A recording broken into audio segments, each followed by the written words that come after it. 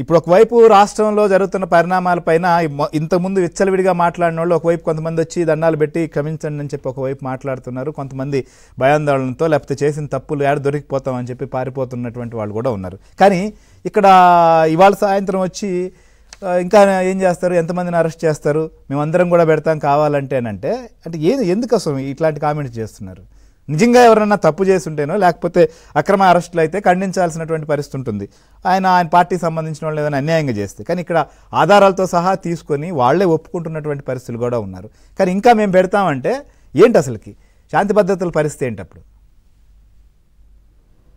అసలు ముఖ్యంగా మీరు ఇక్కడ గమనించాల్సింది విషయాన్ని పక్కదోవ పట్టించడానికి చేసేటటువంటి కుయుక్తులు. ఏదైతే దారుణంగా ఓడిపోయిన తర్వాత మొదటి బడ్జెట్కి సంబంధించినటువంటి సమావేశాలు జరుగుతుంటే సమావేశాలకు కూడా రాకుండా మొహం చూపించలేనటువంటి పరిస్థితులు ఇవాళ జగన్మోహన్ రెడ్డి గారు ఉన్నారు.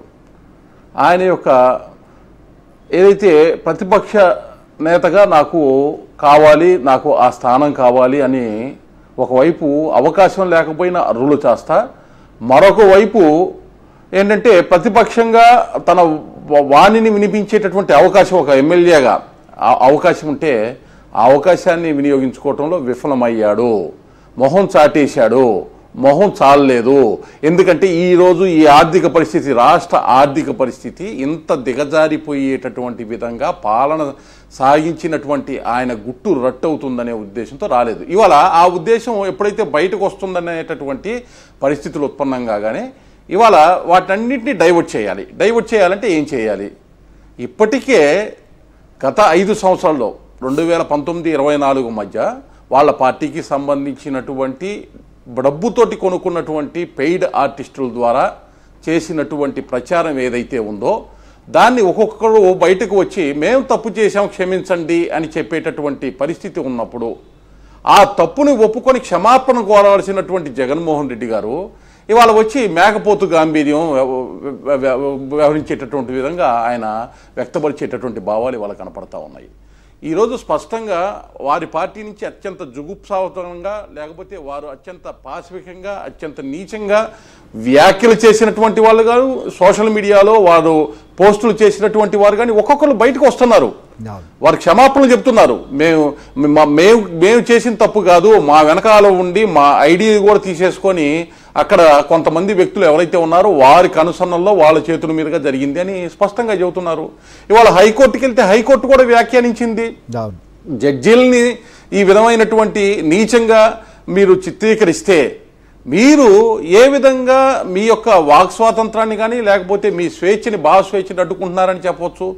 తప్పు ఏదైతే జరిగిందో ఆ తప్పుని భావ ప్రకటన స్వేచ్ఛ ద్వారా వాక్ స్వాతంత్రం అనేటటువంటి హక్కు ద్వారా మీరు చేసిన తప్పుని పక్కకి తప్పించలేరు అని స్పష్టంగా హైకోర్టుకి సంబంధించిన న్యాయమూర్తులు వాళ్ళు వ్యాఖ్యానించారంటే ఈ అంశాలన్నీ కూడా ఎక్కడైతే ప్రజల దగ్గర ఈ వాస్తవాలు బయటపడుతున్నాయి అనేటటువంటి విషయాన్ని ఎప్పుడైతే పసిగట్టినటువంటి జగన్మోహన్ రెడ్డి గారు ఇవాళ కొత్త నాటకం తెరలేపడానికి వచ్చాడు బయటికి.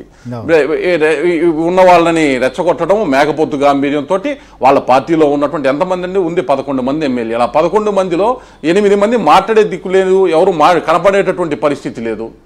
ఈయన వచ్చి ఇప్పుడు ఈ రకమైనటువంటి అంటే మీరు ఇక్కడ అర్థం చేసుకోవాల్సింది ఏంటంటే ఫస్ట్ నుంచి కూడా మొట్టమొదటి నుంచి కూడా డైవర్షన్ పాలిటిక్స్లో ఆరితేరినటువంటి వ్యక్తులు ఒక చెడు చేయటం, ఆ చెడుని పక్కదోవ పట్టించడానికి వేరే అంశాన్ని తీసుకొచ్చి దాని ద్వారా పబ్బం గడుకునేటటువంటి ప్రయత్నం చేయటం. ఇవాళ అదేటటువంటి స్థితిలో అదే రకమైనటువంటి మోడస్ ఆపరెండిలో ఇవాళ జగన్మోహన్ రెడ్డి గారు ముందుకు వచ్చి ఈ రోజు ఈ యొక్క పలుకులు పలుకుతా ఉన్నారు. అది కూడా మాట్లాడదాం సార్, ఎందుకంటే ఆర్గనైజ్డ్ క్రైమ్ పాల్పడుతున్నారంట ముఖ్యమంత్రి గారు కానీ కూటమి కానీ లేకపోతే సరే మీడియా కూడా ఆయన